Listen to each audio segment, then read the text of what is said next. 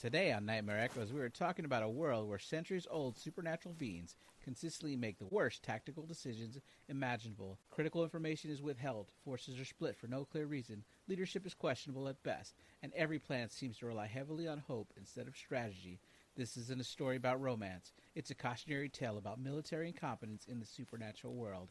And somehow, all of this is happening in the Twilight Saga Eclipse. April Fools! Happy April Fools episode, everybody!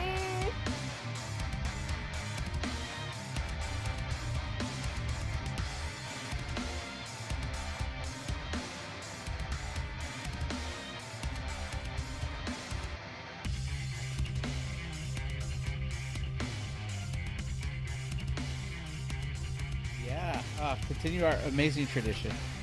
Yes, our third year doing an amazing episode on April Fools.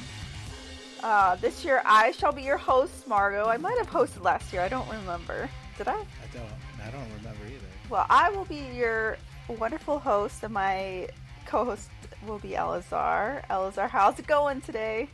That's pretty amazing. I'm excited to talk about the music in this thing. Yeah, I didn't write down any of the music drops. I figured you would do that. This soundtrack is very good. All the Twilight soundtracks are pretty spot-on bangers, but this one's especially good. Yeah, I agree. I mean, I kind of want to just go through them so that we don't interrupt the story, because I don't know exactly where they all land. But some really good ones is Muse has Neutron Star Collision. Mm-hmm. The Bravery has Ours. Florence of the Machine has Heavy in Your Arms. Mm-hmm. Sia has her song My Love.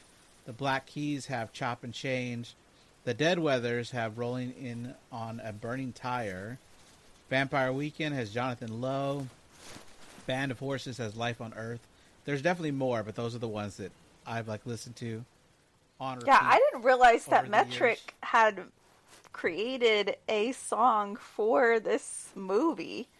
I thought Eclipse, yeah, that was fun. I didn't remember that. I thought they just I don't know. I guess I don't pay attention to song titles almost ever, so I didn't realize that. So that was fun. Yes, I think we already mentioned this, but we are covering the third movie in the Twilight Saga, Twilight Eclipse 2010. I'm not going to go over the cast. It's the same cast as it was. There's a few new people. We can mention them when we get to them. Do you have anything to add before we start, besides listing all the amazing music drops you get in this movie? Yeah, the one notable cast change is Victoria. Yes, so Victoria has been recast in this for no discernible reason, except maybe they wanted a bigger star. So I that's what I thought for the longest time. But it turns out that she was in a contract for another movie that she could not get out of. Yeah, because she doesn't have a big part in this movie. She has a big part as far as she's a driving force in the movie, but she's not in the movie that much. So I was like, I don't understand why they made such a big deal about recasting her. But okay, so the original actress couldn't be in this movie. Right, and it's Bryce Dallas Howard.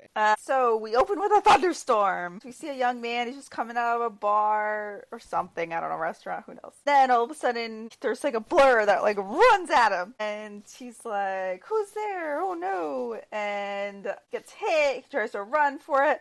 But oh no, he gets bit by a vampire on the hand for some reason. Which seems like a weird place to get bit, because if you think about where your hand is versus where your mouth is, I don't know. It doesn't make any sense. But whatever. He gets bit on the hand. Oh no. Dun dun dun. And then we get a title card for Eclipse, which looks pretty cool. All the title cards in the Twilight movies look pretty cool, I think. In my opinion. It has an actual eclipse kind of in the background. The thing that I noticed is that the E in the eclipse is lowercase for some reason. What's that about? I don't know. Maybe somebody just thought that looked better. I don't know. It's weird. Anyway, so we get a classic Bella quote.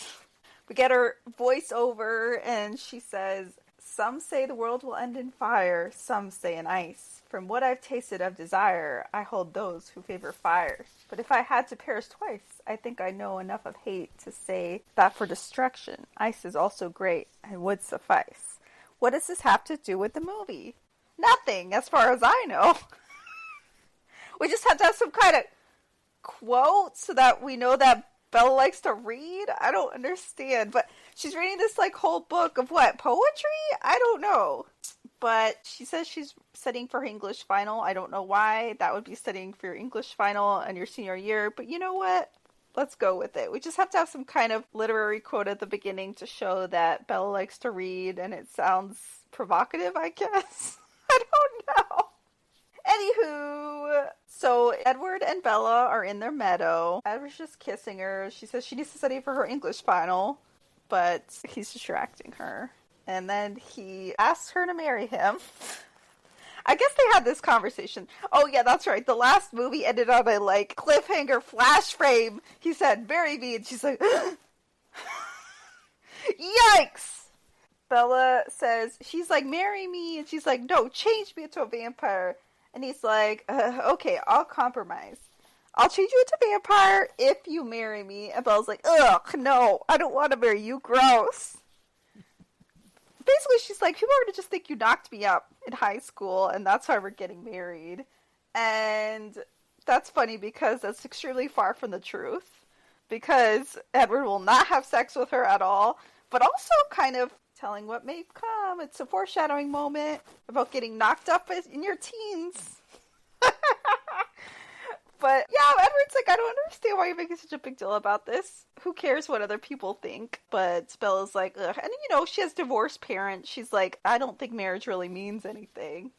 I did note that Edward is wearing a highly stupid, like a really stupid looking leather cuff, which I think he wears in all the movies. But it's really prominent in the scene. Like, ugh, it's so stupid looking. Anyway, so then let me just say about this movie, there's like a lot of like scenes that they're just taking for the book, I guess. It's not like word for word, but it's like hitting points in the book that are kind of just like, and then this happens, and then this happens, and then this happens. And it really shows you how much does not happen in the Twilight books. Let me just say, again, that I am a fan of those Twilight books. I love them. Oh, yeah. But are they great works of art? I mean, yes, they are great works of art. Are they great works of literature? Yeah, they do get better. And Stephanie Meyer obviously gets better as a writer the longer she writes. But anyway, but it's really clear how much is not happening in this, this movie or book, in the book. Anyway, so Bella returns home, find out that Charlie's grounded her for her trip to Italy last time, and he wants her to be more well-rounded, but Bella's like, no, I love my toxic relationship with Edward, and I don't want to be well-rounded. Word for word. So Charlie's like, fine, I'm gonna unground you. And she's like, yay. And he's like, but you gotta hang with your friends. And she's like, okay. And by that, he means just go hang out with Jacob. Because there's no one more Team Jacob than Charlie. Boy, does he love Jacob. Charlie in the movie is A+. Great. Yeah. Charlie in the book, not as good. He's kind of a bad dad. But Charlie in the movie, great. But yeah, he's super Team Jacob, so he's like, you gotta go visit him. And then he guilts her, and he's like, he's having a rough time. He was there for you when you were having a rough time. So anyway, we see that she's trying to call him, but I guess he's not answering or whatever. He's mad at her because I don't remember why. Is it because I guess because she chose Edward last movie? Did they have like a scene at the end where she chose to be with Edward instead of Jacob or whatever? That's right. Oh, he finds out that she's going to be a vampire too. Yes. So that's why he's mad at her. Also, he's probably mad that he's been friend-zoned. He was so close. So close. What? Sorry, man.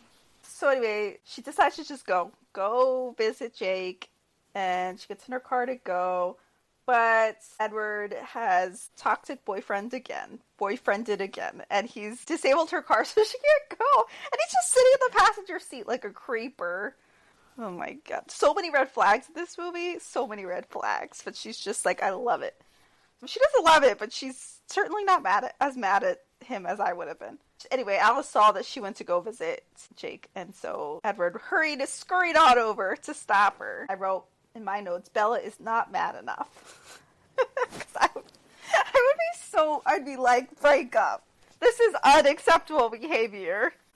But anyway, I guess, I don't know why he doesn't want her to go. He doesn't explain that in the movie. In the book, it's because he thinks that werewolves are dangerous. Emily got scratched by accident. So then, it's the next morning, and we're at high school. And we're back with the quote teens, and they're being the best as usual. You know, I love those teens. Well, I found out that Jessica is valedictorian? What? Yeah, that came out of nowhere, right? I'm like, she is? That I wouldn't have guessed that. I would have guessed that Angela would be valedictorian. Yeah, she seems more like the type to be valedictorian. She seems like a studier, but whatever. And then also that Alice is going to throw a graduation party at the house, which people are excited about. And then she has a very obvious space out.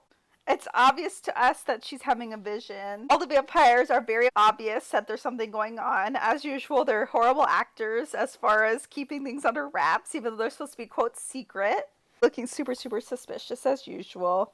So anyway, obviously Bella clocks it and she's like, Edward, what did Alice see? And he gaslights her as usual. He's like, nothing. Yeah, he doesn't tell her, but we know that Alice has seen the army coming. Yeah. So then they're at the sheriff's office or whatever, the police station, I guess dropping off Bella. Charlie's inside talking to somebody about their missing person, who turns out to be the guy in the beginning whose name is Riley.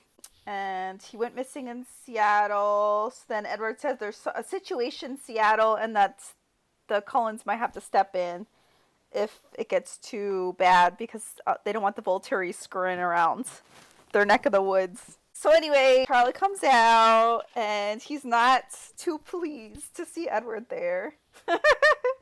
And he's like, I thought we were going to dinner alone. And then Edward's like, all right, I'm leaving. And then he's like, oh yeah, this just crossed my mind. Bella, you never used those tickets, those airplane tickets that my parents had gotten you for your birthday, and they're about to expire. As one ticket. Oh, yeah. His ticket, yeah. This is at one, yeah. And Charlie's like, oh, that's a great idea. You should go visit your mom. And Edward's like, yeah, you need to go this weekend. And she's like, I guess. Charlie's like, yeah, you should go visit your mom. And then she's like, yeah, but Edward, you need to come on my companion ticket. And Charlie's like, ugh. Which is super weird, by the way, that you get your boyfriend to come with you to visit your mom. I mean, only if you're really serious. You know, is it ready to meet the parents' time? I guess, but it's just kind of weird to bring him on a vacation like that. So just hang out with your mom. I don't know. Sure. Whatever. But they're like attached at the hip, so they need to go together everywhere. Okay, so then we're visiting Renee in Florida. I guess it's supposed to be Florida, right? Mm-hmm. Okay. So her mom's like, you know, you could go to University of Florida instead of University of Alaska. And every time they mention that Bella's going to University of Alaska, I laugh. Because I'm like, what, girl? That's the most random place you could have picked. Like, sure. You're just making up, right? She's just making up a place to go. Right. So why don't you make up a real, like, let's say, okay, so your parents live on the east and west coast, so why don't you just like pick somewhere in the like central? Because they're gonna try to visit you at some point. Yeah, I'm like, I don't understand why you picked Alaska. Whatever, it doesn't matter. Anyway, her mom's basically like, you know, you and Edward are pretty creepy. She doesn't say that exactly. She says they're intense. Right. Right. She says that he looks like he would take a bullet for you. And yeah. She's like, is that a bad thing? But I think it's kind of interesting because Sarah Clark, the actress that plays her mom, was in 2 shows where I feel like that's her character. In 24, she definitely would be taking a bullet, but because she turns out to be a villain. But in Bosch, she's... my like favorite show, Bosch. How would have I forgotten? I had to bring it up. She definitely takes a bullet in that as well, you know, just trying to protect people. She gets shot, killed on the line of duty. It's really good. Anyway, so I think that was interesting. So anyway, basically, subtext is your boyfriend is creepy and controlling, and I'm like, yeah, girl, listen to your mom. But, and also Edward's creepily listening from the other room. He's hiding. He can't, and he also can't go outside, so he's creeping in the inside. That's a good point. Anyway, her mom makes her a cute memory quilt. Anyway, Bella just really drops her mom, doesn't she? Unless she goes, congratulations. That's not a word. Like, I'm just like, I get it. I'm just like, her mom is like her best friend or whatever for her whole life until she moves to Forks, and then she finds her boyfriend, and then she's like, I'm out. I don't care about my mom anymore. I'm like, poor mom. And her mom never comes to visit her. I understand that it might be like weird because your ex-husband's there, but like still, you'd think you'd come visit your daughter, right? Yeah, you think so, but also it costs a lot of money.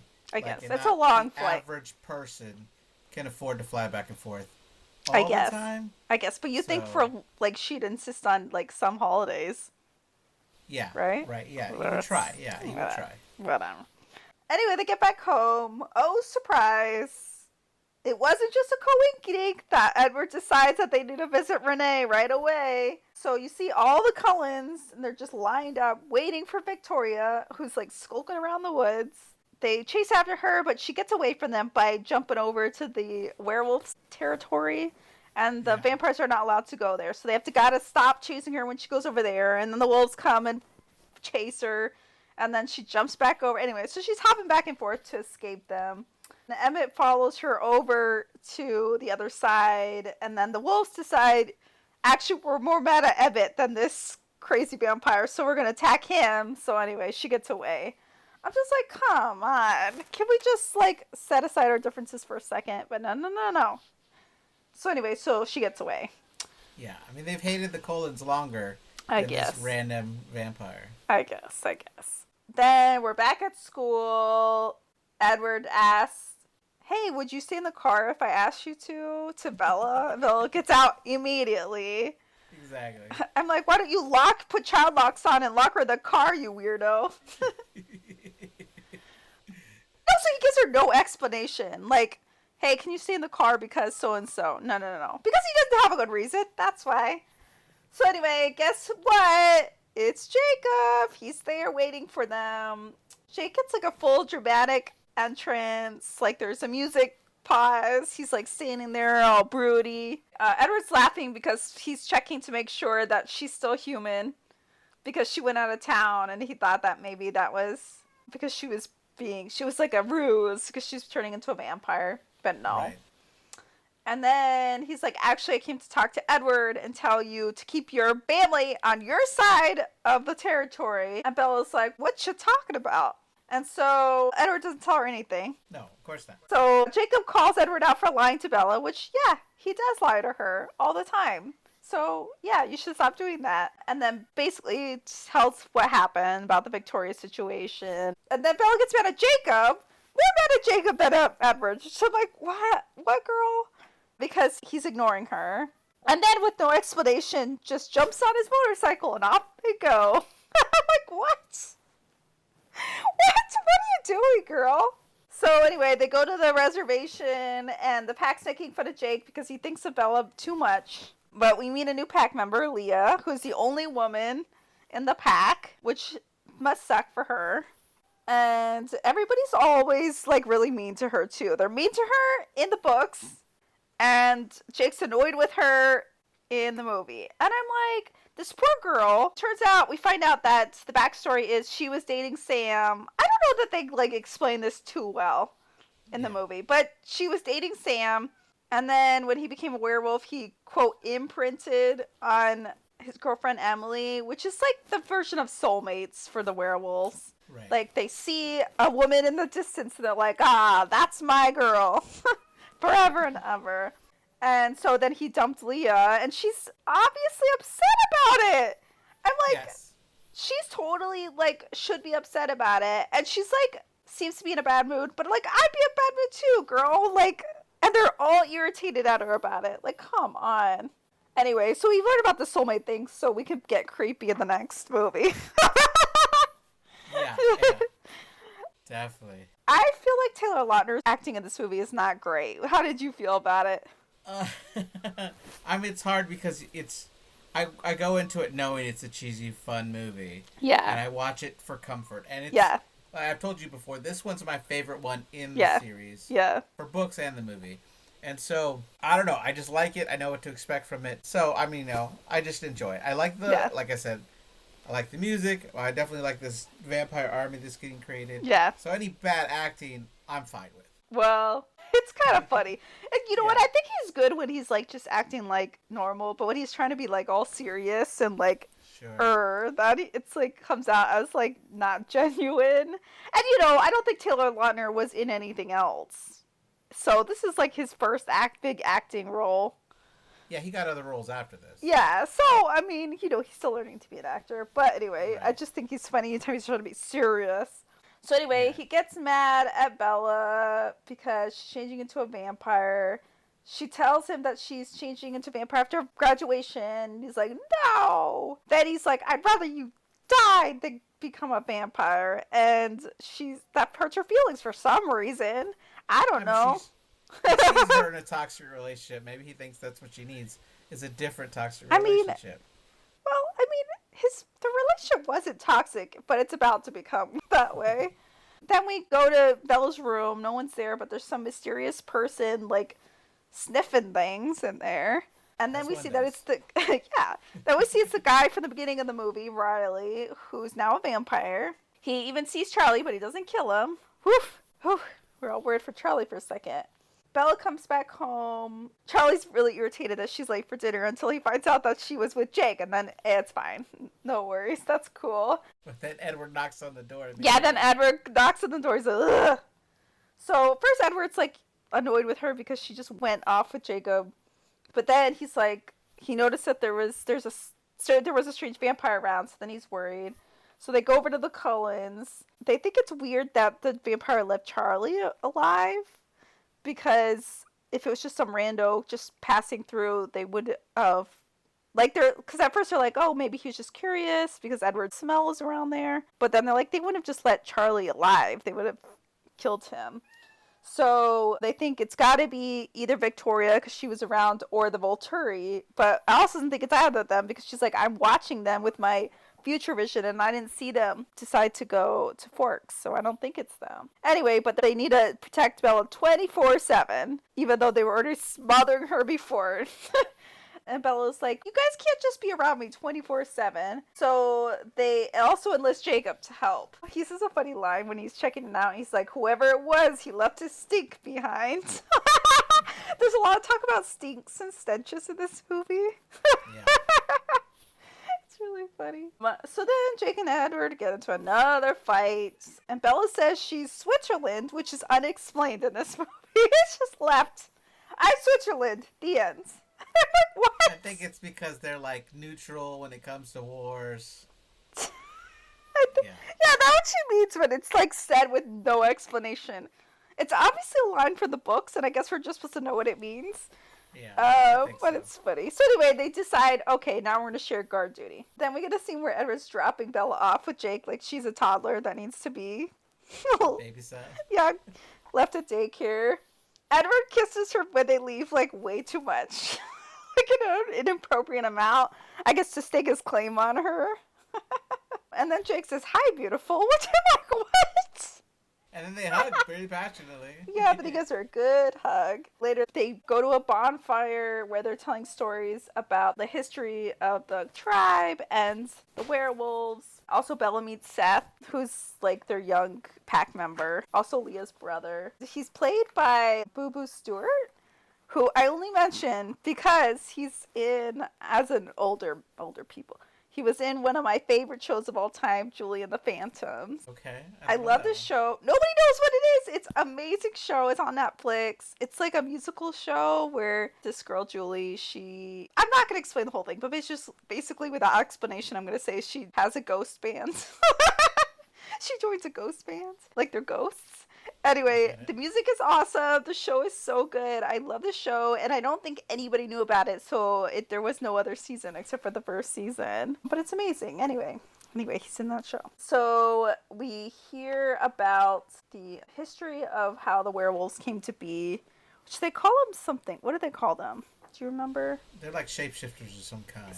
It's called something. Soul warriors or spirit warriors or something like that. Yeah. So then they tell a story about how vampire came and they fought them off. And then later, another vampire came to get revenge. And there was only one warrior left. Like, I guess, because, the werewolves hunt in packs. So I guess he wasn't winning. And then the third wife, which I'm like, what do you mean the third wife? Did he have three wives? Third wife. I think so, and this is the third one. I'm like confused whether, because maybe he lives a long time, right? So that his wives are dying off, or does he have three wives at the same time? Yeah. Unexplained. But anyway, she stabs herself to distract the vampire, and then he's able to defeat her. The end. Now that gives Bella ideas in the book. You don't see that in the movie, but in the book, she's like, "Ooh, I love being a martyr. Yeah, I love being a martyr." Exactly. Then we're back to Seattle. We see the vampires are running amok. They're just creating all kinds of chaos. We see a new vampire, which I think she's unnamed in this movie, but we know she's Bree. Yeah, Bree Tanner. Yeah, Bree Tanner, which she has a little novella about her. If you want to check that out, Twilight fans. If you haven't already. That book. Yeah. Yeah, it's sad. It's a sad story. It is. So then the Cullens are watching the news. Jasper thinks that it must be newborn vampires because they're causing too much chaos and they're not keeping things under wraps. So what he thinks is that someone's creating an army of newborn vampires. And so the Cullens are like, we got to take care of this because it's getting out of hand. They speculate that maybe it's Volturi and that they're hoping that these newborn vampires will take out the Cullens because Edward saw that they want to recruit Edward and Alice. And they got to take out the rest of the Cullens before they can do that. So then Bella's talking to Charlie later in the kitchen, and that makes her think, I got to come up with a cover story so he doesn't think I just disappeared out of nowhere when I become a vampire. And then Edward says, just wait, after a few decades, everyone you know will be dead. Problem solved. Just come on, Edward. Sheesh. So Bella's like, why don't you want me to become a vampire? Is it because you think that you won't like me after I'm a vampire? He's like, no, I just don't want you to become a vampire because we are soulless devils. I'm like, what? There you go. Do you I had a thought about this. Do you think that, I don't know that this backstory is in the movies, but in the books, we find out that Carla was a priest, right? Is he giving this whole family Catholic guilt? What is it with this? Yeah, right. I don't know. There's definitely other mythologies where they make it clear that it's a demon that has taken over the body and you are no longer you. But that's not the way that Twilight is portrayed. I know. So why does he think this? That's the way that Anne Rice's vampires seem to be. Yeah, but also, and they're very good at not killing people, right? If they thought that they really didn't have souls, why would they care about killing people? Yeah, I don't know. It doesn't make any sense, but whatever. Anyway. Also, I note that they're in Bella's bed and they're both fully clothed, in jeans. Are they supposed to be sleeping? Or are they just hanging out in jeans? Who, Edward and Bella? Yeah. Well, I mean, they're definitely not having sex, so maybe he's got a... But she's sleeping in her jeans? But maybe he's got a clothes-on rule if I'm going to spend the night. She can't wear pajamas? She can't wear sweatpants? She gotta wear jeans? The most uncomfortable sleeping material? I don't know. Anyway, whatever. So then Bella's hanging out with Jacob again later. She asks him to come to the graduation party, and he's like, ugh, I'm not going with those vamps. And then he's like, okay, I gotta have a talk with you. So then he tells her that he's in love with her, and he wants her to choose him instead of Edward, which I'm like, dude, have you not read the last two books? Yeah. And Bella's like, I don't feel that way about you. At this point, I'm going to be officially off Team Jacob. Yeah. Because he's like, you don't know what you feel. And I'm like, I don't buy it. No means no, Jacob. You know what I mean? Come on. Yeah. And he's like, I don't believe you and I'm not giving up. He has a point that she would be maybe better off with him.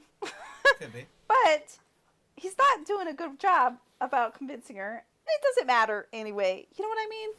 She's sad. Yeah, it's her choice. Also, who's going to be with Jacob when you could become a badass vampire, right? Come on. Right. Anyway, then he just kisses her without permission. Very forcefully. Yes. She tries to push away. Then she punches him in the face. She hurts her own hand. So then she goes back home. Edward is justifiably pissed at this. Yeah. Oh, yeah. then Jake, he's like, don't kiss somebody without their permission. And Jake's like, she doesn't know what she wants. And I'm like, yikes, Jake. Right. No. I like Edward's line. He says, let me give you a clue. Wait for her to say the words. Yes. Basically, he's like, I'm gonna rip your head off if you do that again. If you kiss her without permission. Yeah, and she's like, what if she wants it? I'm like, this is sounding very sexual assaulty, Jake. And Edward's like, wait for her to tell you she wants you to kiss her. How about that? Yeah. Anyway, Charlie comes down to be like, whoa, what's going on? He's delighted about Jake kissing her. Not as bad. In the books, he's like, yeah, good for you. And I'm like, come on, no, bad fathering Charlie. In the movie, he's not like that, which is good. Because, as we know, the movie Charlie is amazing. Right. So then Bella goes to the Cullens because she's getting her hand wrapped up by Carlisle. And Emmett's joking around with Bella because she punched Jake that she's going to be a badass newborn vampire. And then Rosalie hilariously just storms off with saying nothing. Just storms off in a huff.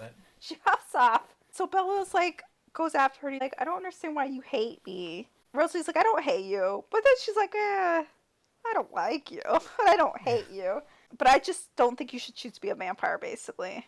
And then we find out Rosalie's very, very sad backstory, which she was engaged to be married, and then her fiance, like, sexually assaulted her, and, like, basically left her for dead in an alley. Well, yeah, but he did that with all his friends. It was like a gang rape situation. Yeah. Which is insane. So then Carlisle found her, and then turned her into a vampire to save her, which she's not happy about. Yeah. She did go on this murderous rampage dressed as like an evil bride. Yeah. To take her revenge. She does take her revenge. She says she got better when she found Emmett, but she wanted to like grow old and have kids. And basically that was taken away from her by making her a vampire. So she's like upset with Bella that she has a life to live and she's giving it up to become a vampire. So then back to the baby vamps. They're wrecking havoc again. Riley yells at all of them to keep a low profile or a force is going to come and kill them. We see that Volterra are watching them, and then we find out that Jane is acting without Aro's like permission exactly because they know that Alice is watching him, and if he decides to go after them, she'll see it, but since Jane is doing it, she's not seeing it. But also, I think, this is not totally clear, but I think when Riley yells at them to keep a low profile, he's talking about the Cullens coming to kill them, not Volturi. He thinks the Cullens are, like, evil. Yeah, he's also never told about the Volturi. Like, yeah, Victoria keeps a lot of secrets from him. Yeah. So then we're at graduation. Like I'm saying, this movie just jumps from scene to scene because there's not a lot going on, but also there's a lot going on, if that makes sense. The high school life is filler. Yeah, so they're at graduation. Jessica has her speech. It's pretty cute. And then everyone's at the Cullens' house for the party. The teens are excited to be there. They're like, let's go dance to a Muse song. That would be horrible to dance to. Not a good dancing song. But whatever. But it is a great song. Yeah. Jake shows up. And he's like, I was invited. Even though Bella was pissed at him. He apologizes for kissing her, said he was an ass. He gives her a wolf charm, and I guess that's it. Forgiven, I guess. Presents make me feel better, too. You forgive people too easy. Like, no. But anyway. Maybe it was a good kiss that she just didn't want to... Ugh. No, there's no way it could have been a good kiss. She's like, get away from me. He does say that he did wrong, so okay. While he's there, he has some wolves with him as backup. And Alice has a vision. All the vampires see it. She sees that all these newborn vampires are huffing Bella's shirt and that they're coming to Forks. So Carla is like, oh gosh, that's not good. We should have gone to Seattle because there's no way we're going to be able to protect the whole town at once. There's just not enough of us and there's too many of them. And the wolves hear them and they're like, we can help. And Jasper's like, yay, that's a great idea. They definitely give us the edge to win. And Bella's like, no, I don't want them to get hurt. But they're like, too bad, we're doing it. Then later they decide that they're going to have like a practice session and Jasper's going to train them all how to fight the newborns. Kristen Stewart, I've noticed at this point, has a crazy wig on. I hope it's a wig. Does she really? Because her hair looks crazy. Yeah. Yeah, it looks bad. I'm like, does she not have long enough hair to do extensions? I don't know what her real life hair situation is going on here, but it's not good in my opinion in the movie. Whatever, that's just a side note. So anyway, all the wolves come. They're in wolf form, so they can't talk, but Edward is translating for them because he can read minds. So they explain that the newborns are going to be way stronger, like physically stronger than the older vampires. But Jasper has a lot of experience in fighting them, so he's going to train them on how to beat them. So we have a little training montage where everybody's fighting each other. The vampires are fighting each other. Again, it's my pet peeve that people can take Edward in fighting.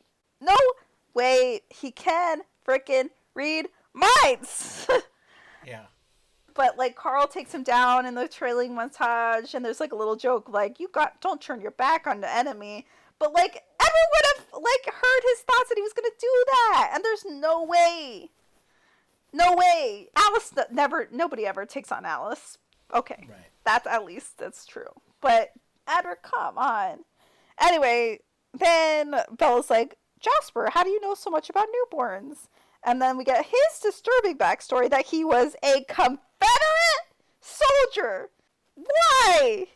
The youngest major in the Texas Cavalry. Confederate? I hope he was just, like, poor and didn't know that they were fighting for slavery. Okay? That's probably, I mean, I would imagine most of the soldiers that were fighting just were doing it. Hopefully that's his situation, because it's not questioned.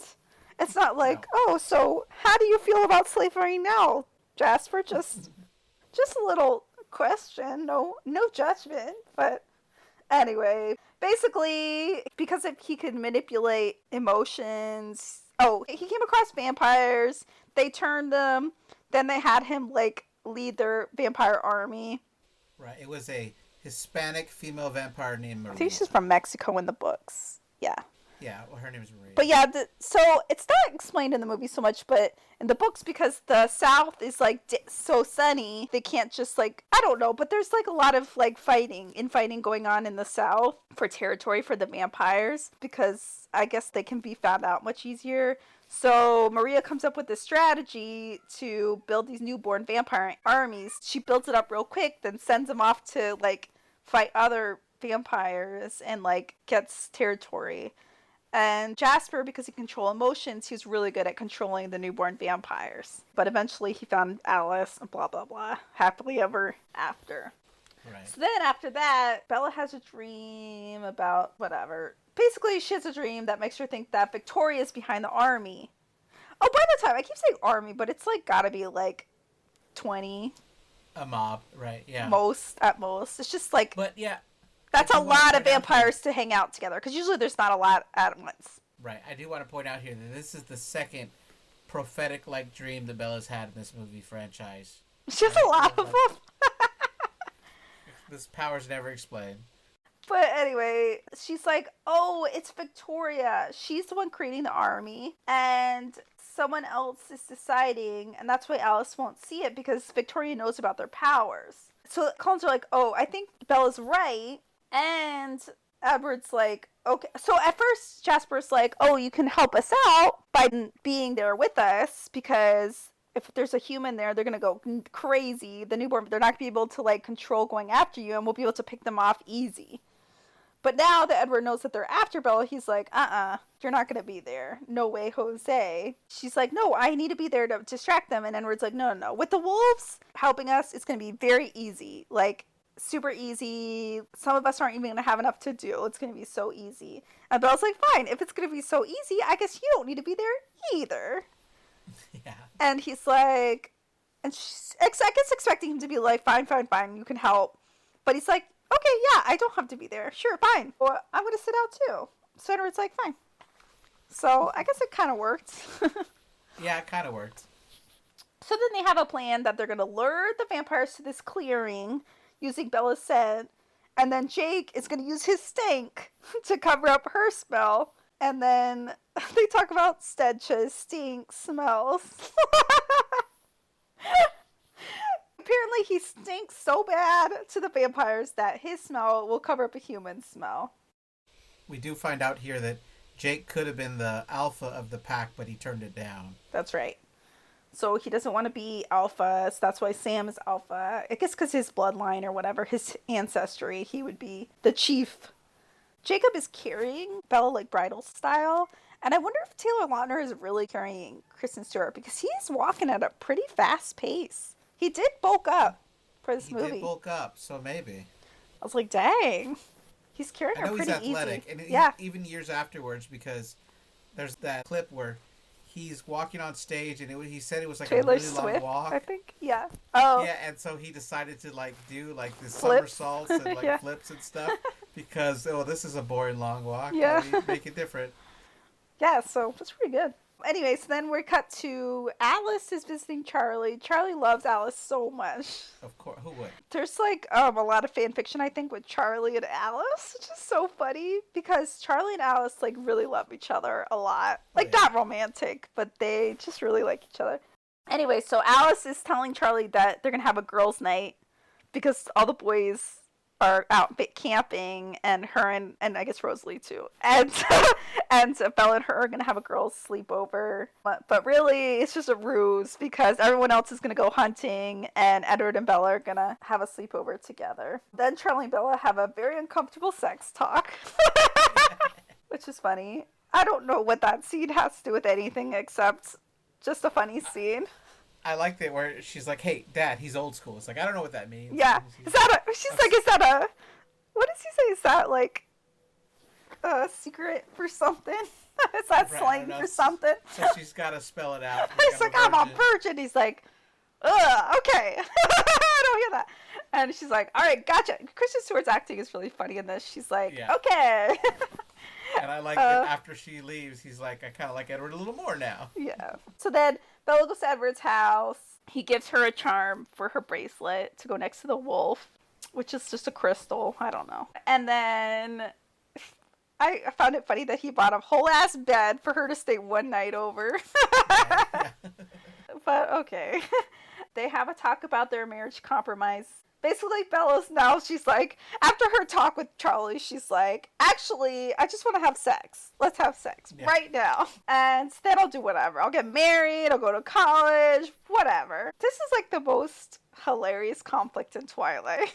Because Edward's like, no way. Yeah. Wait, he's like he does agree to it. They start getting hot and heavy, but then Edward's, no. You're going to have to marry me. We have to get married first. Yeah. Or you're going to hell. No, he doesn't say that. But that is the gist. That's the gist of it, yeah. So then he proposes, and then it's like an actual sweet proposes. Yeah. And she says yes. It's with an ugly-ass costume jewelry ring, in my opinion. I'm like, what is this? Well, it's his mother's ring, right? Okay, but it's ugly.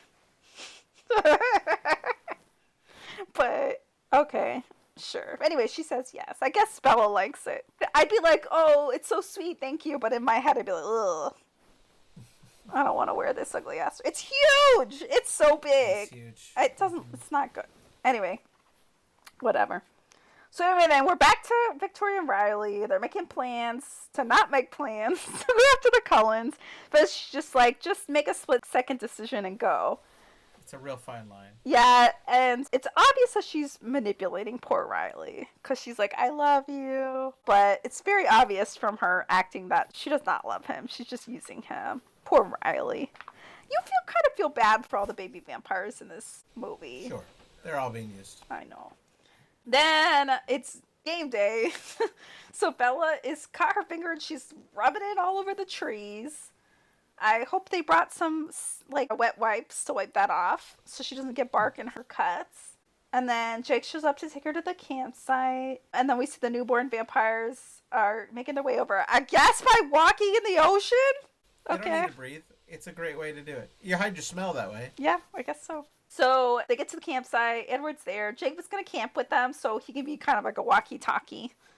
So Edward, I like that. To like communicate between the wolves and like what's going on and the campsite.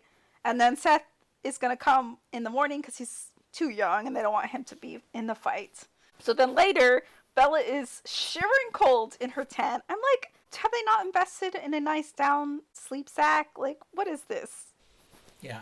Like, Yeah, come on. They could have.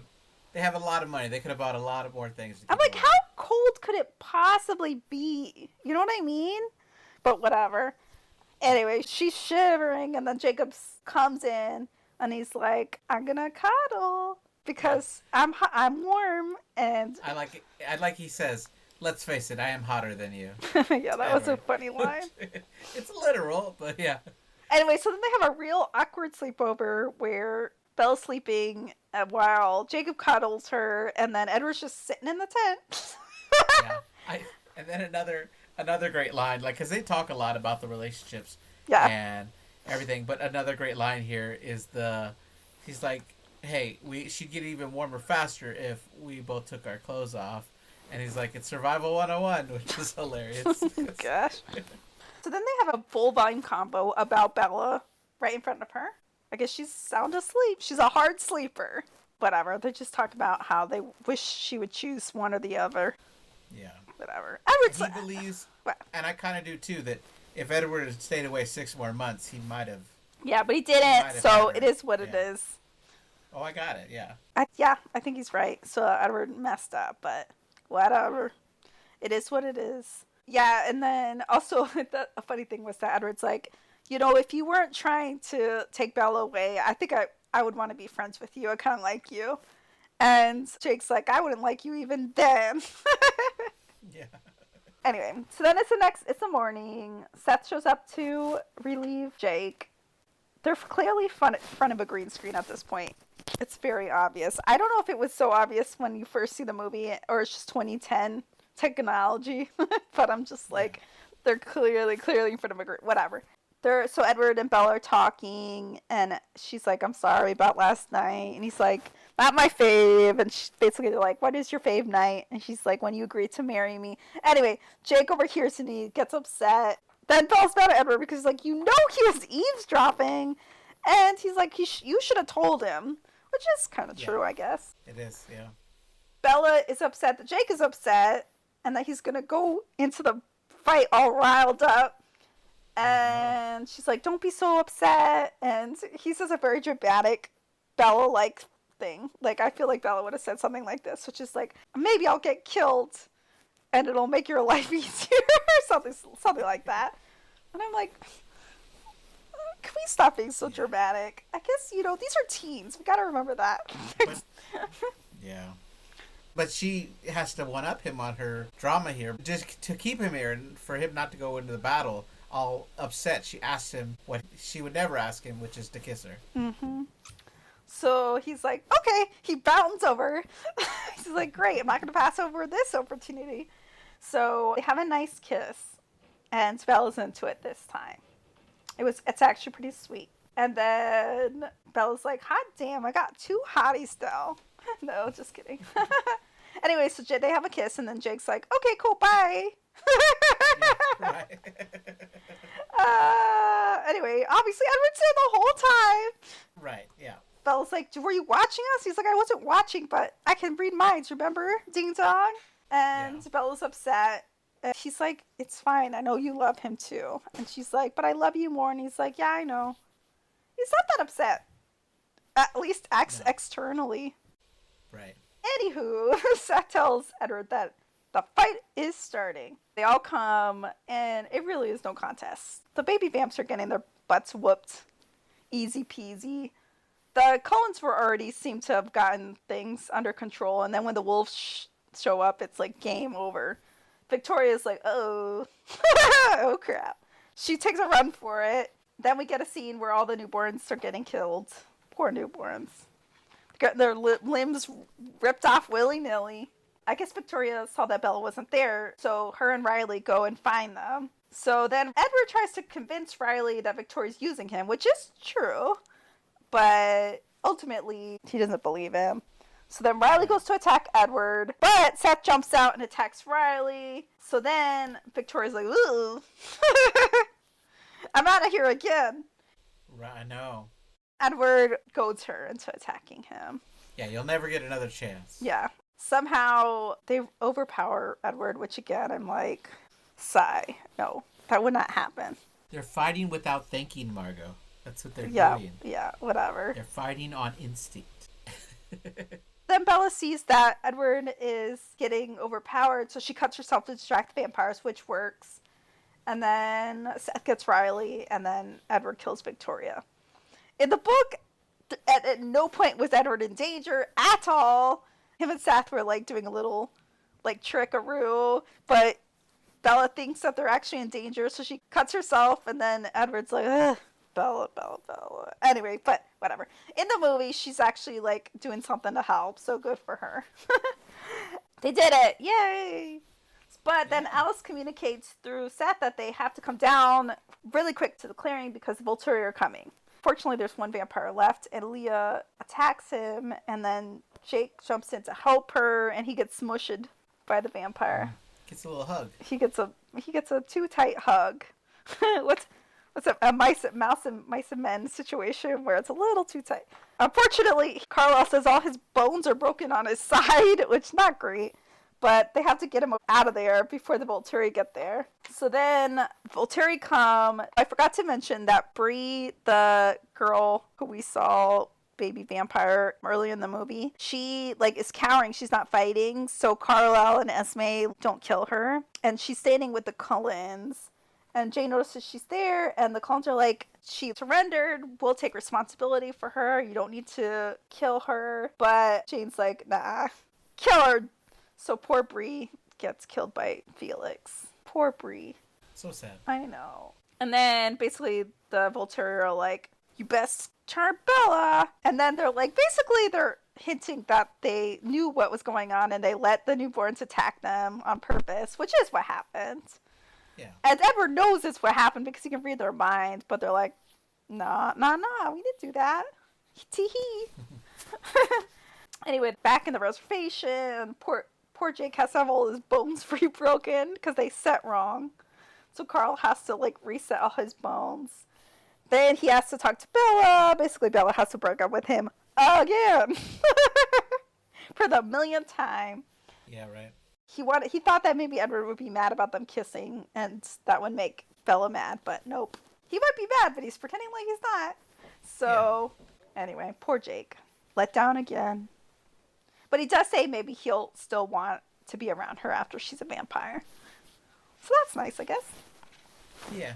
We're back in the meadow. This is the end, folks. We're wrapping it up. You might think, boy, this is a long movie for nothing much happening, and you are right. And a lot more happens in the movie than in the books because you don't see all the battling in the books, right? Because we're in Bella's perspective. So there's a lot more action in the movie than there are. And we don't really see the vampires in the book either, or the baby vampires, right? Because, again, we're in Bella's perspective the whole time. Yeah, I feel like they did use the Bree Tanner book to kind of fluff this. I think you're right. I think worse. But yeah. I know that I wanted to see the battles, and I was happy that they got to include the movies. For sure. That was fun. And that's something that you could do in the movies, right? That, like, adds to the books, is, like, show things in other people's perspectives, which is fun. Anyway, so they're back in their special meadow, Bella and Edward, and they're talking about wedding plans. Basically, Bella's just going to let Alice plan the whole wedding. And Edward's like, you're people-pleasing too much. Like, you shouldn't just let people do whatever they want, which is very rich because he's always trying to get Bella to do what he wants, but whatever. So then Bella says it's fine because she's happy because she's getting the life that she wants. Basically, she doesn't want to live a normal life. She wants to be a vampire. I find this funny because in the book, she basically says, I don't care about being a vampire at all. All I care about is being with Edward, and to be with Edward, I need to be a vampire. But in the movies, they make her a little more empowered to be like, I can't wait to be in this life with you, you know? So he's like, great. And put the ring back on. So she puts the ring back on. And then she's like, before we start planning wedding, we have something very difficult and dangerous to do. Bum, bum, bum. Telling Charlie. Oh, boy. How funny. Yeah. The end. They had to do the same shocking kind of silly ending as the last one, which is funny. So a scene that was really funny for the books that wasn't in this or like a line that was in the books that was it where they're like having their like little sleepover, but she like agrees to marry him because he like pops out the ring and she's like, where did you get that from? And he basically is like, I may just be carrying it around ready to like pop it on you whenever whenever the chance comes, which I found was so funny. But anyway, the end. Yeah. What did you think about this latest Twilight? Now, this one was even scarier than, I'll say this, they were even scarier than the last because you really see this is what we call in like the book community a dark romance. Which we have a stalker boyfriend who's very controlling and toxic. So we see this play out in great effect in this movie. Right. That's too funny. I like it. Yeah. I mean, like I said, I like the music. I like the Jasper backstory. Yeah. I like the Rosalie backstory. We get a lot of backstory in this movie. Yeah, I think she was awesome in her, like, theatrical killing people as the vampire bride. Yeah. I like that a lot. The vampires and werewolves working together. Yeah, that was really fun. Practice scene was a lot of fun. I love that scene. That was really fun. I liked it. Yeah, I like that. We saw the battle like we talked about before. Besides my irritation about Edward being his ass handed to him all the time in these movies. I understand we need conflict. Sigh. Yeah. I would say that the only disappointment for me, at least on the first time, was the Victoria casting change. Yeah. In Twilight, Yeah. It's kind of like when you first saw it. I mean, I obviously I knew it was coming. I've seen the movies before, but when I first saw the movie, I'm like, what? What the crap? Why did they recast her? Yeah. So weird. But and I mean, it happens. I'm sure at the time I read articles that were like, they wanted someone more fit, and I'm like, what? But then it came out way later that she had a contract conflict. She couldn't get out of it. Yeah, that makes sense. Anyway, so another successful Twilight recap. We could definitely do it for another 2 years. There's Now we got other content out there. We talked about, like, there's that short film contest that Stephanie Meyer did. I totally forgot about that. They're for women to write and direct their own films. So there's like 7 little films we could talk about, and then it's rumored, or like Netflix has said that they're in production for an animated. Yeah, I heard that too. From Edward's side, that book that came out later. Midnight Sun. Yeah, I heard about that. That's pretty fun. So, I'm excited about that. Well, I watched. There's also apparently Stephanie Meyer said she's writing a book. Did you hear that? No, I didn't. I'm very excited about that. Will I read it? Yes, I will read that. It's not just another from Edward's perspective? No, it's apparently, I guess it's going to be about Renesmee and Jacob. Okay. Nice. So, or, in the future. Maybe it's about everybody, but I don't know who the main character is going to be. Another toxic relationship. Well, yeah, he's been grooming her since she's a baby. Yikes. And her parents allowed it. Yeah. Well, he's a good friend of the family. I know, exactly. I mean, I guess we could all feel okay that Edward can read minds, so he can tell if his friend Jacob is being creepy about his daughter. Insane. But it's like the most insane plot point that has ever occurred in life. And I cannot believe that publishers were like, yeah, that sounds good. But whatever. But yeah. So yeah, pull all your April Fool's pranks, but make them fun, not scary, okay? Yeah. I don't like pranks. I don't like pranks either. So, don't do them, kids. And that's us signing off for another wonderful episode of Nightmare Echoes. Yeah, next week we have Bodies, Bodies, Bodies. So. Oh, we have a special guest. Yeah, Mika G from Cinematic Nightmares will be here. Yes. So, that'd be great. Thank you, Margaret, for doing this one.